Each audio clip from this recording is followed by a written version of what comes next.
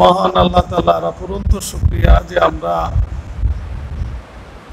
2022-23 শিক্ষাবর্ষের কামেল প্রথম পর্বের এই সবক অনুষ্ঠান উপলক্ষে এই দোয়ার মাহফিলে সবাই হাজির হতে পেরেছি। এই জন্য আল্লাহর দরবারে শুকরিয়া আদায় করি। আলহামদুলিল্লাহ। আল্লাহ তাআলা আমাদেরকে কবুল করুক, আজকের এই অনুষ্ঠানকে কবুল করুক এবং এই কামেল প্রথম পর্বের যে আজকে সবক প্রদান করা হবে, এই কামেল প্রথম পর্বের শিক্ষার্থীদের এলেমে আমলে আল্লাহ তাআলা বরকত দান করুক এবং আসাদে ইকরাম যারা সবক দান করবেন আল্লাহ তাদেরও এলেম আমল ইখলাসে আল্লাহ তাআলা বরকত দান করুক।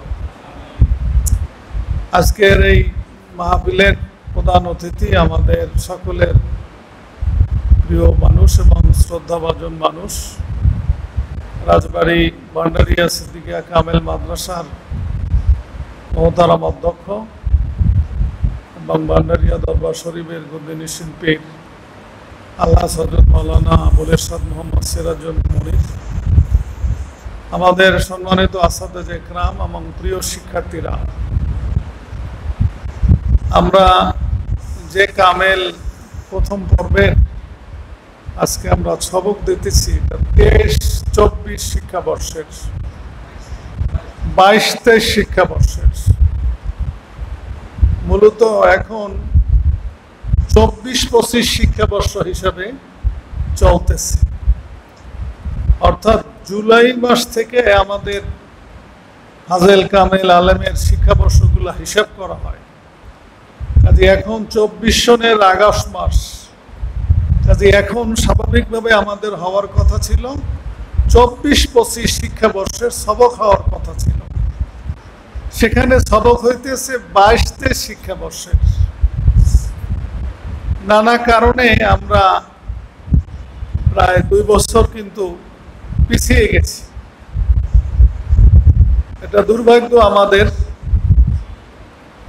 এজন্য খুব বিষয়টা গভীরভাবে আমাদের উপলব্ধি করতে হবে। আমাদের যে পরীক্ষাটা এখন রেজাল্টের অপেক্ষায় আছে কামেলের, সেটা 22-এর পরীক্ষা নাকি 22-এর পরীক্ষা হয়ে গেছে, যার ফলাফল প্রকাশের বাকি। আর তোমরা যারা পরীক্ষা দেবা এটা হলো 23-এর পরীক্ষা, কিন্তু 23-এর পরীক্ষা কিন্তু এখন 24-এর আগস্ট মাস চলতেছে। কাজে খুব যৌক্তিকভাবেই আমরা আশা করি যে 25-এর আগে তো এই পরীক্ষা হওয়ার সম্ভাবনা কম। তোমাদের জীবনের বা আমাদের জীবনের সবচেয়ে গুরুত্বপূর্ণ সময় কি? সময় হইলে মূল্যবান হইল সময়। নানা কারণে আমাদের এই সময় নষ্ট হয়ে গেছে। আমাদের সমাজ, রাষ্ট্র, আমাদের ব্যবস্থাপনা সাথে সংশ্লিষ্ট যে প্রতিষ্ঠান, তাদের বা তাদের দায়িত্বশীলদের যে কারণেই হোক সময়টা নষ্ট হয়ে গেছে। কাজেই আমাদের নতুন করিয়া ভাবতে হবে যে আমাদের লসে আমরা কিন্তু আছি শুরুতেই, সেটা প্রায় 2 বছরের 2 ইয়ারের। এবং এই সাথে আরো যে বিষয়টা লক্ষণীয় বা গুরুত্ব পাওয়ার বিষয়, সেটা হচ্ছে এবার তোমরাই প্রথম মাদ্রাসার শিক্ষার ইতিহাসে যে নূতন কারিকুলামে তোমরা কামেল করতে যাচ্ছ, নূতন সিলেবাসে তোমরা কামেল করতে যাচ্ছ। এর আগে কামেল প্রথম পর্বে, দ্বিতীয় পর্বে ছিল 1000 নাম্বার, আর তোমাদের থেকে শুরু হইবে 1700 নাম্বার। কাজে নাম্বার বেড়ে গেছে। খুব যৌক্তিকভাবে এই বৃদ্ধি পাওয়াটা, বাইরে অনেক মানুষ এই সিলেবাস সম্পর্কে ধারণা পোষণ করে না। অনেক প্রতিষ্ঠান, অনেক প্রতিষ্ঠানের প্রধানরা, প্রতিষ্ঠানের শিক্ষকরা, প্রতিষ্ঠানের শিক্ষার্থীরা, এরা পরীক্ষার সাথে সম্পৃক্ত, কিন্তু ক্লাস সিলেবাস কিতাব পড়া এর সাথে সম্পৃক্ত না। তাদের ধারণা যে কম নাম্বারের পরীক্ষা হইলেই তো ভালো, অল্পতে পরীক্ষা শেষ হয়, কম পড়িয়ে পারা যায়। এজন্য সিলেবাস নিয়ে অনেকে অনেক বিরূপ মন্তব্যও করে, কিন্তু খুব যৌক্তিক এই সিলেবাসের নাম্বার বা এই সিলেবাসটা। আজ থেকে 7-8 বছর আগে বা আরো বেশি সময় আগে জাতীয় বিশ্ববিদ্যালয়ে মাস্টার্স লেভেলে তারা 1700 নাম্বার করিয়ে পড়াই আসতেছে। ফাজেলে 2100 নাম্বার তারা পড়াই আসতেছে 10 বছর আগ থেকে। আমাদের দেশের শিক্ষার তো একটা ক্যাটাগরি আছে, মান আছে। আমাদের দাখিল এসএসসি লেভেলে আমরা চলি, আলেম এইচএসসি লেভেলে চলি, সেখানে ফাজেল কামেল এগুলো জাতীয় বিশ্ববিদ্যালয়ের যে সিলেবাস, সেই সিলেবাসের যে মান, সেই মানের আলোকেই আমাদের চলতে হবে। না হয় আমাদের শিক্ষার্থীরা বিভিন্ন জায়গায় প্রতিযোগিতায়, চাকরিতে বা দেশের বাইরে এই সার্টিফিকেট যদি শো করে তখন তারা বঞ্চিত হবে। এবং দেশে আমাদের যারা হিংসুক আছে, শত্রু আছে, তারাও এই সুযোগটা কাজে লাগাইবে যে জাতীয় বিশ্ববিদ্যালয়ে পড়ে মাস্টার্সে 17 নাম্বার, এরা পরে 1000 নাম্বার, 700 নাম্বার কম পড়ে। কি পড়ি কি না পড়ি, কি পড়াই বা কি না পড়াই, সেটা কিন্তু বিষয় না। এজন্য খুব যৌক্তিকভাবেই মান বন্টন বা নাম্বারের ক্ষেত্রে একটা সমতা আমাদের আসতেই হবে। যে কারণে দীর্ঘদিন যাবৎ এই কথাটা কিন্তু চলতেছিল। আমাদের এই সদ্য বিদায়ী বিসির আগে যে বিসি স্যার ছিল, সেই সময় থেকে এই কথাটা একাধিকবার আলোচনা হইতেছিল বা সিদ্ধান্তও ছিল যে জাতীয় বিশ্ববিদ্যালয়ের আলোকে যে যত নাম্বার, সেই নাম্বারেরই মাদ্রাসা ফাজল কাম্বারের নাম্বার হইতে হইবে। এবং সেই সিদ্ধান্তের আলোকেই এবছরই এই 1700 নাম্বার কামেলে শুরু হয়েছে, যার প্রথম ব্যাচ তোমরা। আমি মনে করি তোমরা খুব সৌভাগ্যবান দুই দিক দিয়া। একটা, তোমাদের নাম্বারের একটা সমতা আসছে। দ্বিতীয়ত, এই 1700 নাম্বার যে বিন্যাস করা হয়েছে, খুব ভেবেচিন্তে বিন্যাস করা হয়েছে। মাদ্রাসা শিক্ষার স্বকীয়তা, মাদ্রাসার শিক্ষার্থীদের এই কামেল তথা মাস্টার সমমানের একটা ক্লাসের ইলমের যে গভীরতা বা ইলমের যে বিস্তৃতি যতটুকু থাকা দরকার, ইসলামের যে মৌলিকত্ব যে বিষয়গুলো, এই বিষয়গুলোই সন্নিবেশিত করা হয়েছে এই সিলেবাসে। একজন শিক্ষার্থী যদি এই সিলেবাসগুলো পড়ে, তাহলে আমি মনে করি বা আমরা মনে করি যে একজন শিক্ষার্থীর কামেল পড়া সার্থক হবে। ইসলামের মৌলিক যে বিষয়গুলো আছে, এই বিষয়গুলো সম্পর্কে সে কম বেশি ধারণা লাভ করতে পারবে। আমার আলোচনার পরে ফরিদপুরে সংক্ষিপ্তভাবে এই সিলেবাস সম্পর্কে তোমাদেরকে কথা বলবেন যে কি কি বিষয় তোমরা এখানে পড়বা। খুব ভয় পাওয়ার এখানে কিছু নাই যে অনেক নাম্বার, তা না। সিলেবাস করার কালে এসব বিষয়গুলা খুব মাথায় রাখা হয়েছে যে আমাদের শিক্ষার্থীদের অবস্থা কি। ফাজল কামেলের যে শিক্ষার্থীরা, আমাদের দেশের প্রেক্ষাপট, তারপরে এই যে সময় নষ্ট হওয়া, সেশন জট, আমাদের শিক্ষার্থীদের আর্থিক, পারিবারিক, পারিপার্শ্বিক অবস্থা, নানান বিষয় চিন্তা, নানা কারণে পৃথিবীর অন্যান্য দেশে এই লেভেলের শিক্ষার্থীরা শিক্ষার জন্য যে যে সময়, যে মন দিতে পারে বা যে পরিবেশ পায়, সেই পরিবেশ, মন, সময় আমাদের হাতে নাই। অনেকটা বাস্তব কারণে, আর অনেকটা আমাদের স্বভাবও হয়ে গেছে। এগুলো মাথায় রেখেই মাদ্রাসার স্বকীয়তা, মাদ্রাসা শিক্ষার সর্বোচ্চ স্তর কামেলের সিলেবাসের যে বিষয়গুলো থাকা দরকার, যে মান থাকা দরকার, সেই মান নির্ধারণ করেই সিলেবাস নির্ধারণ করা হয়েছে। সেক্ষেত্রে অনেক ক্ষেত্রে কৌশল অবলম্বন করা হয়েছে। একটা কিতাব আগে 100 নম্বর ছিল, সেটা 200 নম্বর করিয়ে দেওয়া হয়েছে। সিলেবাস কিন্তু একই আছে। আবার সিলেবাসে কিন্তু এক কিতাবের একটা অংশ দেওয়া হয়েছে, আর এক কিতাবে আর একটা অধ্যায় থেকে দেওয়া হয়েছে, যাতে একটাই বারবার পড়া না লাগে। অর্থাৎ সহজীকরণ যেভাবে সম্ভব, মোটামুটি কোয়ালিটি লক্ষ্য রক্ষা করিয়া সেটা কিন্তু এখানে দেওয়া হয়েছে।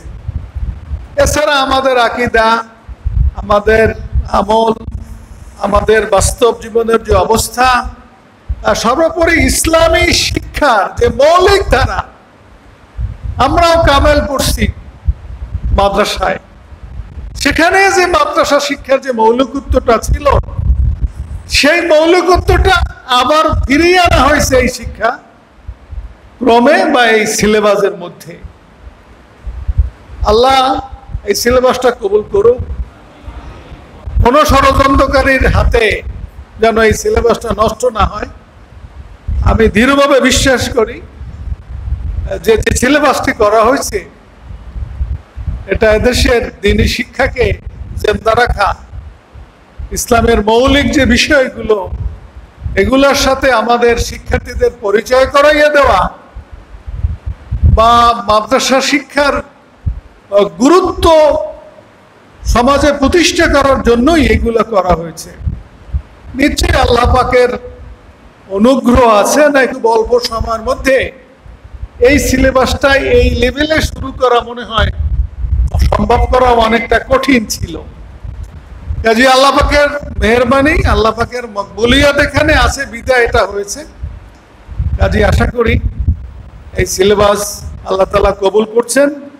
এখন আমরা যারা এই সিলেবাস পড়ব, তারা যেন এই সিলেবাস থেকে উপকৃত হই। যে বিষয়গুলো নির্ধারণ করা হয়েছে এবং এই বিষয়ের সাথে যে সম্পৃক্ত বা রেফারেন্স যে বইগুলোর নাম দেওয়া হয়েছে, একজন শিক্ষার্থী যদি এই বইগুলো খালি দেখে, এই বইগুলো যদি সংগ্রহ রাখে বা লাইব্রেরিতে যে এই বইগুলো সংগ্রহ আছে সেই বইগুলোর সাথেও পরিচয় হয়, তাহলে আমরা মনে করবো যে আমাদের শিক্ষার্থীরা বিশাল একটা এলেমের জগতের সাথে তাদের পরিচয় হয়।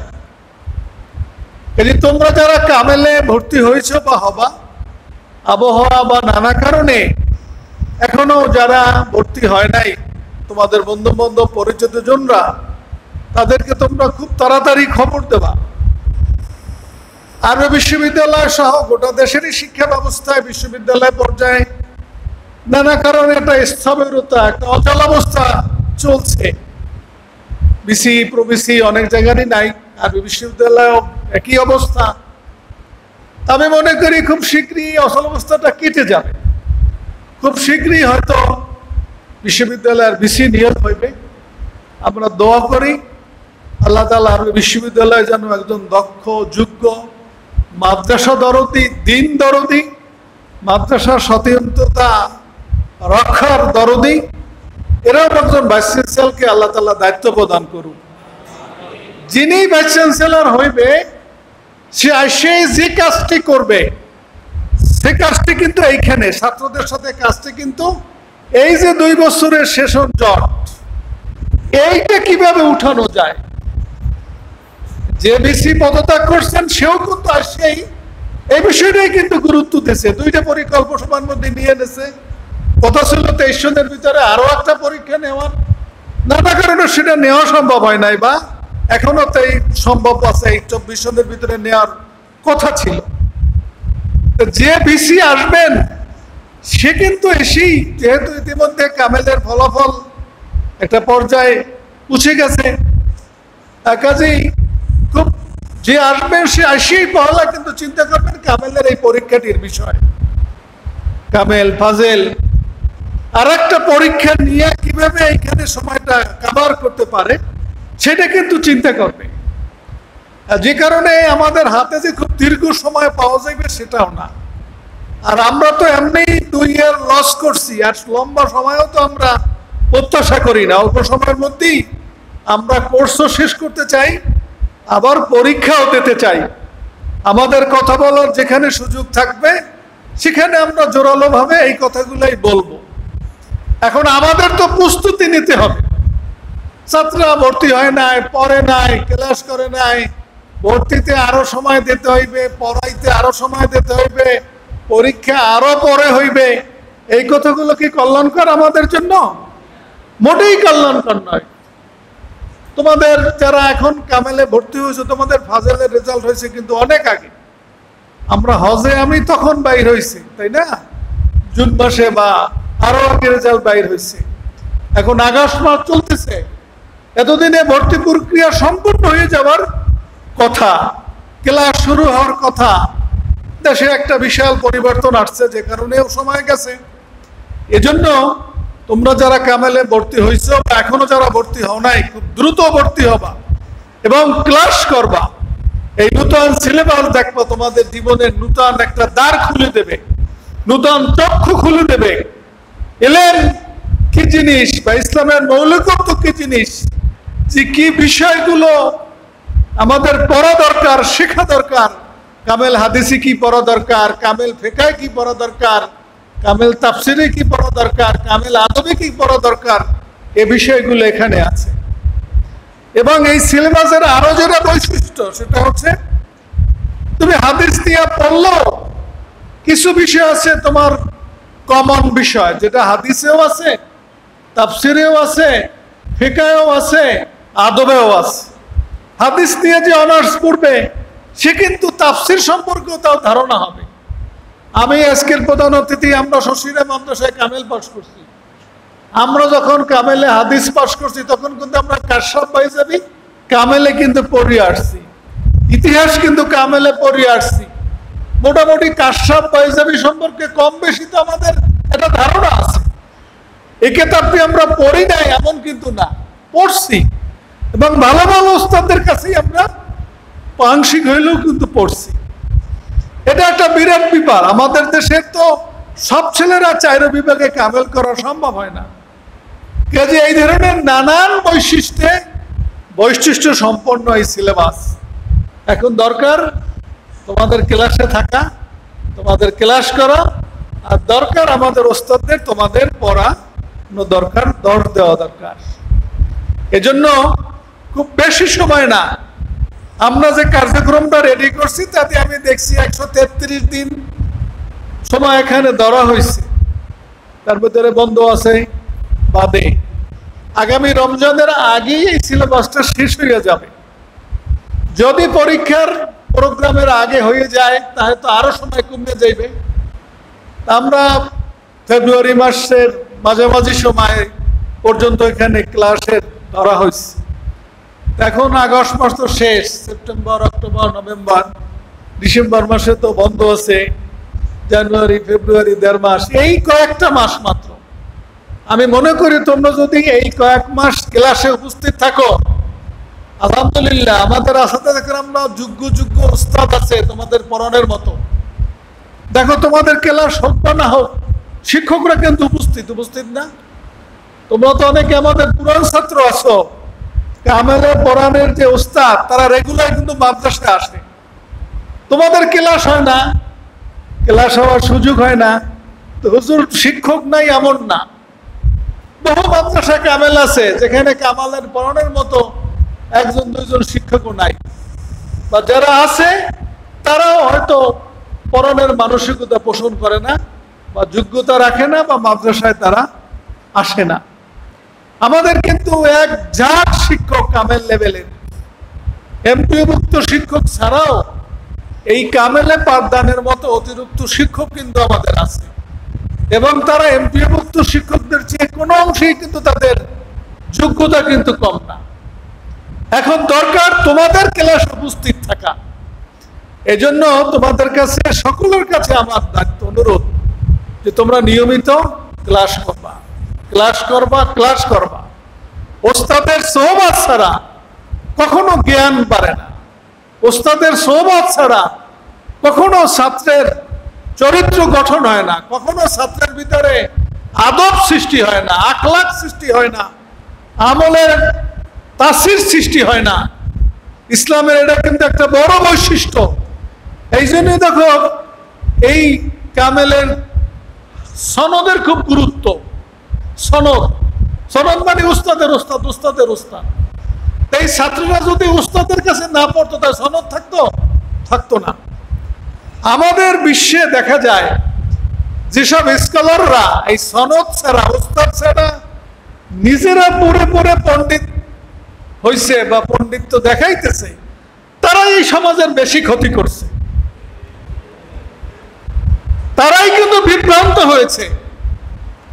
এই জন্য উস্তাদের সোহবতে থাকেই কিন্তু ইলম অর্জন করা লাগবে। এই জন্যই সনদ, আসমা ও রেজালের এত গুরুত্ব, এটা বুঝতে হবে। এজন্য তোমরা অন্য যে কাজ করো, অনেক ছেলেরা প্রাইভেট পড়ে, টিউশনি করে, অমুক মাদ্রাসায় চাকরি করে, প্রাইভেট মাদ্রাসায় ক্লাস করে না। অন্তত কামালের এই সময়টা তোমরা ক্লাস করো। যারা নিয়মিত ক্লাস করবা, ছাত্রাবাসে অবস্থান করবা, কামেলের দুমে বুখারী খতম হইতেছে, কামেল আউয়ালে তিরমিজি খতম হবে। যারা কামেলে এখানে পড়বা তাদের সুবিধা অসুবিধা থাকলে আমরা দেখব। আর্থিক সুবিধা, যারা ভর্তি হয়েছে কামেলে, আমার তো মনে হয় আমার কাছে যারা দরখাস্ত নিয়ে গেছে সবাইরে ভর্তি ফি অর্ধেক করিয়ে দিচ্ছে। সবাই ৩,০০০ টাকা না কত ভর্তি ফি, তার অর্ধেক মানে ১,৫০০ টাকায় ভর্তি। অনেকে যায় বলছে ১,০০০ টাকার বেশি দিতে পারবো না, ১,০০০ টাকা দিয়েও ভর্তি করছে, এমনও আছে। একজন কাছে যে ১ টাকাও দিতে পারবে না, আমি বলছি ঠিক আছে ভর্তি হও, তবুও পড়ো।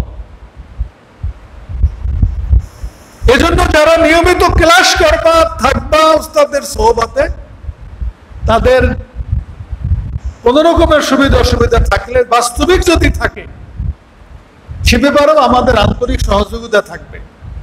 তবে মানসিক ভাবে তোমরা ঠিক হবা। তুমি কামেলে পড়ো, তোমার একটা পার্সোনালিটি আছে, তোমার মনটা বড় হইতে হইবে। যে পারো নিজ খরচে পড়াশোনা করতে, সে নিজ খরচে পড়বা, এর ভিতরে একটা তৃপ্তি আছে, আনন্দ আছে। আর যার সামর্থ্য নাই সে সহযোগিতা নেবা। একজনের সহযোগিতা নেওয়া, প্রতিষ্ঠানের সহযোগিতা নেওয়া আর্থিক, এইটা খুব তো ভালো না, খুব ভালো না। হ্যাঁ, প্রয়োজনে তো নেব, আমরা প্রয়োজনে নেব, কিন্তু প্রয়োজন না হীনমান্য মানসিকতা নিয়ে নেওয়ার একটা প্রবণতা, এটাও কিন্তু কামেলের ছাত্রদের হওয়া ঠিক না। আমরা দেখি ফাজেল কামেলের অনার্সের ছেলেরা এত নোটে দিতে চায় না। সবাই কি অবস্থা এক তা কিন্তু না। অনেকের সমস্যা আছে, অনেকের সমস্যা নাই। বড় বড় মোবাইল চালায়, অনেকে ব্যবসা বাণিজ্য করে। এরপরও যখন মাদ্রাসার পাওনা দিতে আসে তখন ২-৩ হুজুরের সুপারিশ করে আসে। আর আমাদের কামেলের হুজুররা তো বাস গেলেই বাস খালি সুপারিশ করতে থাকে, লিখতে থাকে। তোমাদের মানসিকতা তৈরি হওয়া দরকার। তোমার সামর্থ্য আছে, তুমি মাদ্রাসায় তোমার হুকুক ৫০০ টাকা ইজুকি বেতন, এটা তো খুব বেশি না। মাসে মাসে দিলে এটা কিন্তু বেশি না। করে কি না দিয়ে বসে থাকে, ফর্ম ফিলে আসলেই তখন এই দরখাস্ত নিয়ে ঘোরাঘুরি করে। বিরক্তি লাগে আমাদের কাছে। হ্যাঁ, সত্যিকারে যার প্রয়োজন তাকে আমরা সহযোগিতা করব। তাহলে হইবে কি, অধিক সংখ্যক লোক যাদের সামর্থ্য নাই তাদেরকে আমরা সহযোগিতা করতে পারবো খাওয়ার ব্যাপারে, বেতনের ব্যাপারে। আর যার সামর্থ্য আছে সেও যদি প্রবণতার কারণে এই সুবিধাটা নিতে চায়, তা অনেককে সহযোগিতা করা যাইবে না। সর্বোপরি নিজের কাছে তো খারাপ লাগবে। মন একটা বড় জিনিস, তুমি মনে হিম্মত রাখো, সাহস রাখো। আমরা জীবনে বারবার এটা প্রমাণিত হয়েছে। আমরা দেখছি যে না, এই ক্ষেত্রে অন্যের সহযোগিতা নেব না, দেখছি নেওয়া লাগে না। ঋণ করছি, দেখছি ঋণ পরিশোধ করা সম্ভব হয়েছে। আর যারা মনে করে না খালি ভাও খাবো, ভাও নিবো, মাদ্রাসার তা খাবো, মাদ্রাসার তা ভোগ করবো, এই খাইকেই পার্টিরা আমরা দেখছি যে কখনো তাদের আর্থিকতারা কি হয় না, মানুষের কাছে তাদের মর্যাদাও বৃদ্ধি হয় না। মর্যাদা অনেক বড় জিনিস, অর্থের চেয়েও মর্যাদা কি অনেক বড়। তোমরা কামেলে বড়, তোমাদের মানসিকতাটা এভাবে হইতে হবে, তোমাদের মন মানসিকতা একটু বড় হইতে হইবে, নিচে না উপরে তাকাবা। আমি কামেলে পড়ি, মাদ্রাসা সর্বোচ্চ স্তরে আমি পড়ি, কাজে আমার মন মানসিকতা লো না নিচু হবে। হ্যাঁ, আমার অক্ষমতা অবশ্যই তোমাকে হেল্প করবে, তুমি সাহায্য নেবা, এটা ঠিক আছে। কাজে এই বিষয়গুলো তোমরা খেয়াল করবা।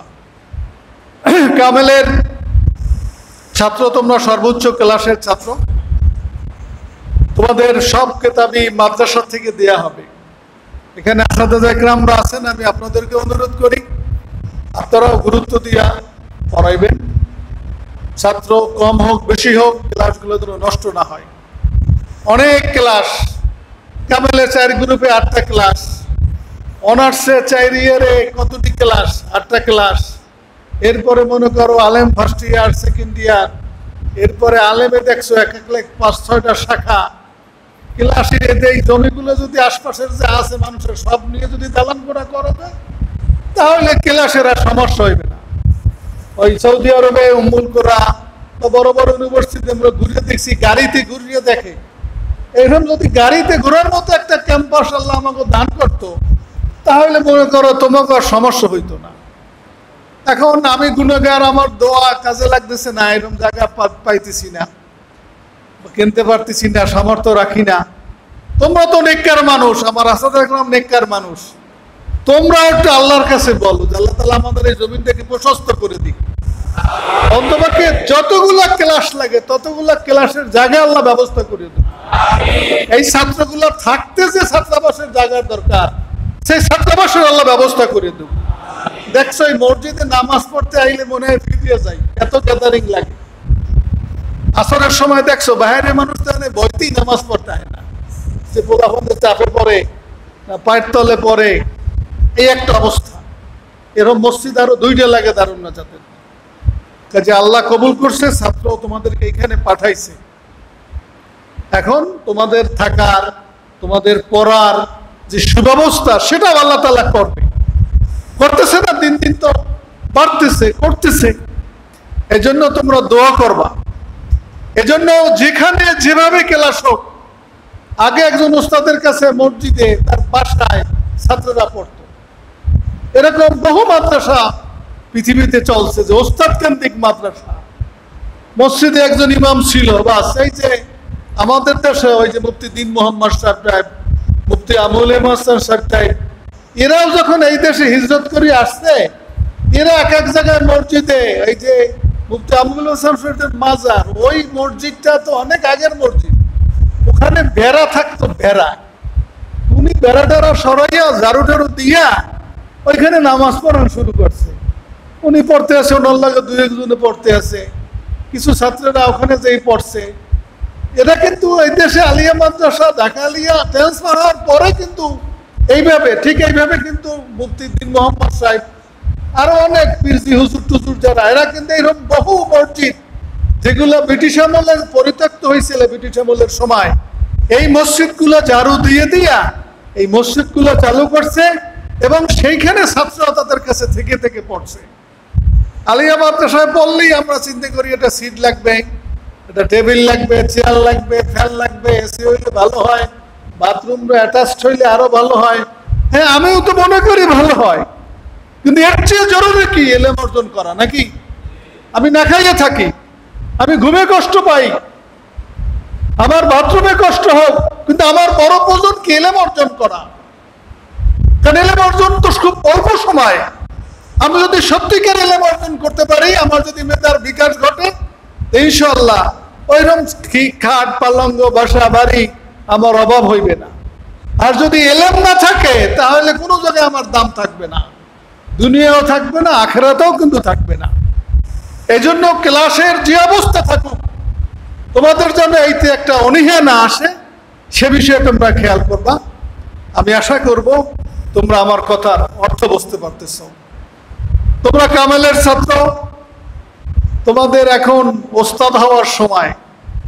অনেক ইতিমধ্যে ওস্তাদ হয়েও গেছো, কেউ মাদ্রাসার প্রিন্সিপাল হয়ে গেছো, কেউ হলের পরিচালক হয়ে গেছো।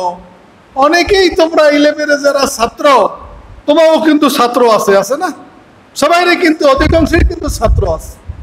এই যে তোমাদের লেখাপড়া একটা শেষ পর্যায়ে, এখন লেখাপড়ার শেষ পর্যায়ে তোমাদের আমল যদি একটা পর্যায়ে না যায়, জাতি তোমাদের দ্বারা ক্ষতিগ্রস্ত হবে। যার আমল নাই তার কিছু নাই, যার আখলাক নাই তার কিছু নাই। কামালের আমার ডিগ্রি আছে, বুখারী শরীফ খতম করে আসলাম, তিরমিজি শরীফ খতম করলাম, দারুন নাজার, শশিনা, আমুক জায়গায় পড়ে আসলাম। আমি 5 ওয়াক্ত নামাজ গুরুত্ব দিয়ে পড়ি না। এই পড়ার কোনো মূল্য আছে? আমি জামাতে নামাজ পড়ি না, আমি সুন্নাত মোতাবেক দাড়ি রাখি না, আমি সুন্নাত মোতাবেক চুল রাখি না, আমি ঢিলে কুলুক ব্যবহার করি না, আমি পর্দা পুশিদা মেনটেন করি না, আমি হালাল হারামের তমিজ করি না। এই এলেমের কোনো অর্থ নাই। এই আলেম দ্বারা, এই এলেম অর্জন করার দ্বারা জাতির কোনো লাভ নাই। চিন্তাই করা যায় নাই যে একজন ছাত্র বুখারী পড়বে, তিরমিজি পড়বে, কাশফ পড়বে, বাইজাবি পড়বে, সে সুন্নতের উপর আমল করবে না, সে ফরজকে গুরুত্ব দেবে না, সে হালাল হারাম, পর্দা করা কি ফরজ, পর্দা ভঙ্গ করা কি হারাম, হালাল খাওয়া কি ফরজ, হালাল না যেগুলা সেগুলা খাওয়া কি হারাম। হালাল হারামের তার মধ্যে তমিজ থাকবে না, তার ভিতরে ফরজের আহমিয়ত থাকবে না, তার ভিতরে সুন্নতের আমল করার গুরুত্ব থাকবে না। এটা চিন্তা করা যায় নাই। আজকে মাদ্রাসা শিক্ষার যে দুরবস্থা, এর কারণ কিন্তু এইখানে। মাদ্রাসা থেকে যখন আমল বিদায় হয়েছে, তখন মাদ্রাসা থেকে কি এলেমও বিদায় হয়ে গেছে। তখন মাদ্রাসার শিক্ষকরা বেইজ্জতি হইতে আছে। যদি আমাদের আবার হারানো দিন ফিরেই আনতে হয়, এলেমের পাশাপাশি আমলও ফিরেই আনতে হবে। এবং এলেম আমলের জন্য সহিহ আকীদা খুব গুরুত্বপূর্ণ। কে কি করে সেটা বুঝি না, আমি কি করি সেটা বুঝি। আমাদের সমাজ নানানভাবে বিভক্ত। মিডিয়ার কারণে এই বিভক্তিগুলো আমাদের একালে কানে কানে বসে, ঘরে ঘরে বসে, হাতে হাতে, পকেটে পকেটে আছে। যে কারণে এই সমাজ অনেক বিভ্রান্ত। এক্ষেত্রেও তোমাদের একটা সঠিক ডিসিশন দরকার যে সহিহ আকীদা কোনটা, আমি কোন আকীদা গ্রহণ করব। বিতর্কিত যে মসলাগুলো আছে, এই মসলাগুলোর সাথে আমরা কোনটা অনুসরণ করব, এটা তোমাদের সিদ্ধান্ত নিতে হইবে। কোনোভাবেই আমরা কাদা সরাসরি, কলহ, কাউকে হীনমন্য ভাবা, কাউকে গালি দেওয়া, এগুলো আমরা আদৌ আমরা কি সঠিক মনে করি না। কিন্তু আমার তো একটা ঠিক মতো ভাবে চলতে হবে। অন্যে কি খাইবে না খাইবে সেটা তার ব্যাপার, আমি কি খাবো। অন্যে কি মানবে কি মানবে না সেটা ভিন্ন ব্যাপার, আমি কি মানবো এটা তো লাগবে। আমরা দারুন নাজাত ফুরফুরা শরীফের মুজাদ্দিদে জামান আবু বকর সিদ্দিকী আল কুরাইশী রাহমাতুল্লাহ আলাইহি, তার যে মাসলাক, তার যে আকীদা, এটা পোষণ করি। এবং আমাদের কাছে তার অন্যতম খলিফা শাহ সুফি নিসারউদ্দিন আহমদ রহমতুল্লাহ আলাইহি যে আকীদা, যে মাসলাক, সেই মাসলাক আমরা গ্রহণ করি। বিতর্কিত যে মাসলাগুলো আছে, এই মাসলাগুলোর আমরা তাদের অনুসরণ করি। হ্যাঁ, অনেক বড় বড় আলেমরা হয়তো এছাড়া ভিন্ন বিতর্কিত মাসলা অনুসরণ করতে পারে, করুক, তাদের আমরা সমালোচনা করি না। আমরা এইটা গ্রহণ করি। আমাদের জামা, আমাদের টুপি, আমাদের দাড়ি, ওসিলার ক্ষেত্রে আমাদের ধারণা, তরিকার বিষয়ে আমাদের সিদ্ধান্ত, এগুলো সব মুজাদ্দিদে জামানের এবং নিসারউদ্দিন আহমদ রহমতুল্লাহ আলাইহি এর মাসলাককে আমরা অনুসরণ করি। এবং এই যে দুইজন মানুষের নাম আমি বললাম, মুজাদ্দিদে জামান আবু বকর সিদ্দিকী আল কুরাইশী রহমতুল্লাহ আলাইহি এবং শাহ সুফি নিসারউদ্দিন আহমদ রহমতুল্লাহ আলাইহি, এখনো এই দেশে সব দলমত নির্বিশেষে এই দুজন মানুষকে কিন্তু তারা খুব নির্ভরযোগ্য মনে করে। শুধু শায়েখ পীর হিসেবেই নাই, তারা কিন্তু অনেক বড় আলেম ছিলেন। এবং আলেম মানে নামের আলেম না, ডিগ্রিধারী আলেম না, তারা মুত্তাকি আলেম ছিলেন। আমলদার আলেম ছিলেন, তাদের কথায় মানুষ কি দিন গ্রহণ করত, হেদায়েত হইত। লক্ষ লক্ষ মানুষ তাদের সোহবতে আসে দিন পাইছে, লক্ষ লক্ষ মানুষ। আজকাল তো আমরা কত কৌশল অবলম্বন করি, এ পদ্ধতি সে পদ্ধতি, মিডিয়া, সংগঠন, এই সেই, তাদের কিছু লাগে নাই। আল্লাহুম্মা আমিন, হাত উঠাইছে, এর লাগে মানুষ হেদায়েত হয়ে গেছে। তোমরা দেখো না আমাদের এই মাঠে, এই যে সদ্য শশীনা মনোমজুর বলছে দাঁড়িয়ে রাখবে কেনা, কারা কারা দাঁড়িয়ে রাখবে, দাঁড়ান দাঁড়ান দাঁড়ান, দেখো না কত মানুষ, শত শত মানুষ দাঁড়াইছে না। তোমরা এই জায়গায় পড়ো, এই কত ছাত্রগুলো আমাদের এই বড় বড় মুহাদ্দিস মুফতিরা সোহবতে রাখিয়া তোমাকে দাড়িগুলো ঠিক করতে পারে না, কি আছে না এরকম? আর ওই মহলে অষ্টা ছাড়াই বলে যে দাঁড়ান দাঁড়ান দাঁড়ান দাঁড়ান, শত শত মানুষ দাঁড়াইয়ে কি দাঁড়িয়ে রাখার অদা করছে। ওই মানুষগুলো কি নামাজ তরক করে না, এই যারা দাঁড়িয়ে রাখছে? একজন আল্লাহর ওলির দেখো তাসিরটা কি, সোহবতটা কি। এজন্য তোমরা কামেলে পড়ো, এ বিষয় খুব ক্লিয়ার হইতে হইবে। তবে কোনোভাবেই সমালোচনা, অন্যকে ছোট করা, ঝগড়া ফাসাদ করা আদৌ পছন্দ না। ওলামায়ে কেরামের এখন সবচেয়ে বড় প্রয়োজন কি? ঐক্যের প্রয়োজন। ঐক্য মানে কি? আমি দাড়ি কামাইয়া ক্রিম শেভ করি একজনের লক্ষ্য করব নাকি? মোটেও না। আমি আমার কাজে আমি আছি, আমি আপনার কাছে বাধা দেব না, বাস আপনি আপনার কাজ করেন। যদি আপনার কাজটা শরীয়ত সম্মত হয়, আমার সামর্থ্য থাকলে আমি সহযোগিতা করব। বুঝতে পারছি? এটাই বড় ঐক্য। বা আমার আচরণ, আমার কথা এমন হইতে হবে যে অন্য আহত না হয়, অন্যের ভিতরে ক্ষোভ সৃষ্টি না হয়, অন্যের মধ্যে এটা ভুল বুঝাবুঝি না যায়, সবার প্রতি আমরা শ্রদ্ধা পোষণ করি। হ্যাঁ, আমরা আমাদের আকীদা, আমরা আমাদের মাসলাক, আমরা আমাদের আমলে খুব কট্টর, খুব কঠোর, কোনো সন্দেহ নাই। কিন্তু অন্যগুলো নিয়ে আমাকে টিটকিরি মারা দরকার নাই।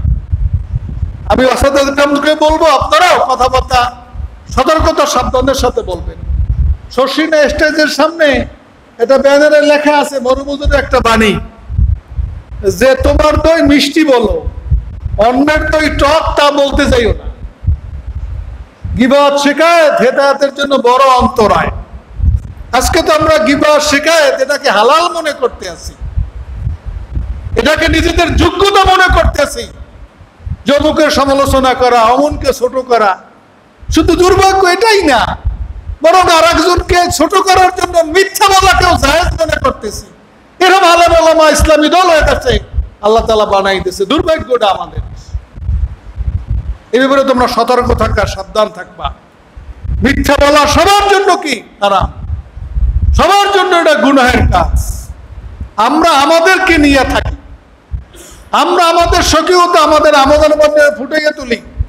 আমরা যে কাজগুলো করি সেগুলো যদি বুঝ থাকে আমরা বুঝি, ওস্তাদদের সাথে কথা বলি, এই বিষয়ের বই পুস্তকগুলো আমরা পড়ি, কোনো সমস্যা নেই। তাহলেই তো আমার অঙ্গনে আমি দাঁড়িয়ে যেতে পারি, আর একজনের অঙ্গনে আর একজনে দাঁড়িয়ে যেতে পারে। আমাদের ভিতরে কোনো ভুল বুঝাবুঝি নষ্ট না হয়। আমি যদি কাউকে গালি দিই, সে আমাকে গালি দেবে, এটাই তো স্বাভাবিক। তাতেই তো সম্পর্ক নষ্ট হইবে, ঐক্য নষ্ট হইবে, এটাই তো স্বাভাবিক। কিন্তু সত্যটা তো তুলে ধরতে হবে। আমি যে মাসলাককে অনুসরণ করি, আমি যে আকীদাকে পোষণ করি, এটা যে হক, এটা কোরআন, সুন্নাহ, ইজমা, কিয়াস এর দ্বারা কি আমরা বুঝাইতে চেষ্টা করব। আমরা মনে করি কি শরীয়তের রসুল কয়টা? 4টা, কোরআন, সুন্নাহ, ইজমা, কিয়াস। এটা কি আমরা বানাইছি না আগেই থেকে ওই আসছে নাকি? দুর্গণর তোমরা পড়ো নাই, ফাজিলে পড়ো নাই মানে পড়ো নাই, দেখছো হয়নি? 4টে বিষয়ে লেখা আছে, আছে না? কোরআন, সুন্নাহ, উসুলে ফিকহের কিতাব না এটা, ইজমা, কিয়াস, তারপর ইজতিহাদও তো আছে এখানে, ইজতিহাদের বিষয় তো আছে, উসুলে শাসিতও আছে। এগুলো তো বহু আগের কিতাব, কাজে অনেক আগ থেকে এগুলো নির্ধারিত। এখন নতুন স্কলার যদি কেউ মনে করে ইজমা মানি না, কিয়াস মানি না, কিয়াস আমি যে করবো সেইভাবেই হইবে, তা হইবে না। কিয়াস করার একটা উসুল আছে, ইজমা হওয়ার একটা উসুল আছে, সুন্নাহ গ্রহণ করার কতগুলো পদ্ধতি আছে, রুল আছে, সেগুলো গ্রহণ করতে হবে, এগুলো বুঝতে হইবে। যাই হোক, সময় বেশি হয়ে যাইতেছে, তোমরা কামেলের তোমাদের বুঝতে হইবে। আমাদের ক্লাসমুখী হওয়া দরকার, কেতাবমুখী হওয়া দরকার। একজন ছাত্রের বড় কাজ এলেম অর্জন করা, আমলে জিন্দেগি গঠন করা। আগে এলেম আমল ঠিক করো, এরপরে যা করো করবা। আল্লাহ তাআলা তোমার দ্বারা যে খেদমত দেবে সেই খেদমত করবা। আমাদের ছাত্ররা যদি এখন লেখাপড়া বাদ দিয়া অন্য কাজ করতে থাকে, তাহলে তো আসল জিনিসই তাদের নষ্ট হবে। আমরা তো কামেল পাশ করার আগ পর্যন্ত কি চাকরি করবো এই সিদ্ধান্ত আমাকে মাথায় আসে নাই, শুধু পড়ার চিন্তাই আমরা করছি। কি চাকরি করবো, কিভাবে পয়সা করবো, এ চিন্তা করি না। বরং দাখিল পাশ করছি, এখন আলেমে পড়া দরকার। আলেম পাশ করছি, এখন ফাজেল পড়া দরকার। ফাজেল পাশ করছি, কামেলে পড়া দরকার। কোথায় ভালো পড়া যাইবে, কিভাবে ভালো করা যাইবে, এই চিন্তাই আমরা করছি। চাকরির চিন্তা পরে। আর এখন অষ্টম শ্রেণীর ছেলেরাই বলে চিন্তা করে কি চাকরি করবে, কোনানে ভর্তি হইবে, হ্যাঁ, কোনানে সমিতি করবে, কোনানে অ্যাপার্টমেন্ট করবে, এই চিন্তা করে। এলেম আমাদের থেকে বিদায় হয়েছে তো সাধনা, আমরা বিদায় করে দিচ্ছি। তোমার অন্তরে তুমি দুনিয়া জায়গা দাও, দিন তোমার থেকে দূরে চলে যাবে। তোমার অন্তরে তুমি দিনকে আঁকড়িয়ে ধরো, তোমার প্রয়োজনীয় দুনিয়া যা লাগবে তা তোমার কাছে এসে যাবে। এইটাই বাস্তব, এইটাই বাস্তব। এটা বুঝতে হবে। সমাজ বিশ্বের অপরিবর্তিত অবস্থায় বুঝবা যে ক্ষমতা, অর্থ, জোর এগুলা কিছু না, আল্লাহর অনুগ্রহই মূল জিনিস। আর আল্লাহর অনুগ্রহের জন্যই দরকার আমলের, আখলাকের। আর আমল আখলাকের জন্যই প্রয়োজন এলেমের। এটা তোমাদের বুঝতে হবে। কামালের ছেলেরা, ফাজলের ছেলেরা যদি এই মহাসত্যকে উপলব্ধি করতে না পারো, জাতি ক্ষতিগ্রস্ত হবে, আমরা ক্ষতিগ্রস্ত হব, তোমরা ক্ষতিগ্রস্ত হবা। আল্লাহ তাআলা এর থেকে আমাদেরকে রক্ষা করুক। আশা করি আমার কথার তোমরা গুরুত্ব উপলব্ধি করছো। তোমরা যারা কামেলে ভর্তি হয়েছ, নিয়মিত ক্লাস করবা। এখনো যারা ভর্তি হইতে পারে নাই, তাদেরকে খবর দেবা।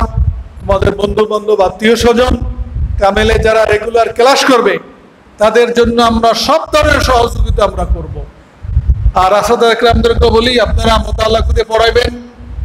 নূতন সিলেবাসের কোনো বই পুস্তক লাগলে কিনবেন, কোনো সমস্যা নাই। কেতাব কেনার টাকার অভাব নাই, যত কেতাব লাগবে অত পড়বেন। আপনারা মোবাইল থুইয়া কেতাব মোতালা করবেন, তাতে বরকত হইবে। কিতাবগুলো যারা লেখছে তাদের যে ক্লাস, ওই কেতাবের পাতাগুলো পড়লে বোঝা যায়, পাওয়া যায়, তাসির পয়দা হয়। বইয়ের ভিতরে অনেক পার্থক্য আছে। একজন মুখলেস মুত্তাকির লেখকের বই পড়লে অন্তরের ভিতরে একটা তাসির পয়দা হয়, ওইটা সহজ হয়। এই জন্য মোবাইল না, আমাদের চোখ যাইবে কিতাবে, আমাদের মাথায় ওইয়া না, আমাদের মাথায় ঢুকবে এই চিন্তা, এগুলা, এই হাসিয়া বাইনাস সতর, এগুলোর মূল্য অনেক বেশি। কাজে আসাদের কামদেরকে বলি, আপনারাও লাইব্রেরিমুখী হবেন, কেতাবমুখী হবেন। লাইব্রেরিতে আরো কেতাবাদির প্রয়োজন হলে আপনারা সংগ্রহ করবেন। আর ছাত্রকেও বলি, তোমরা ক্লাস করবা, ক্লাসের বাইরে অতিরিক্ত সময় তোমরা লাইব্রেরিতে বসবা, কেতাবাদি মোতালা করবা, এলেমের সাথে পরিচিত হও। সব জিনিস তুমি পড়তে পারবো না, মুখস্থ করতে পারবো না, কিন্তু ধারণা থাকতে হবে যে বিষয়টা কোথায় আছে, কোথায় গেলে পাওয়া যাইবে, এই বিষয়টার সঠিক বুঝটা কি, এই বুঝটা তোমরা নেবা। এবং খুব অল্প সময় আমাদের এই সময়টা পার হয়ে যাবে। আশা করি তোমরা আমার কথাটা বুঝতে চেষ্টা করতেছো। আল্লাহ তাআলা তোমাদেরকে সঠিক বুঝ দান করুক এবং তোমাদের এই সকল কার্যক্রমে আল্লাহ তাআলা বরকত দান করুক। আল্লাহ তাআলা আমাদেরকে তোমাদের খেদমত করার, দ্বীনের খেদমত করার, এলমে দ্বীনের খেদমত করার, মাদ্রাসা শিক্ষা যে চরম দুরবস্থা, আলিয়া মাদ্রাসা, এর থেকে বের হয়ে আসার আল্লাহ তাআলা আমাদেরকে তৌফিক দান করুক।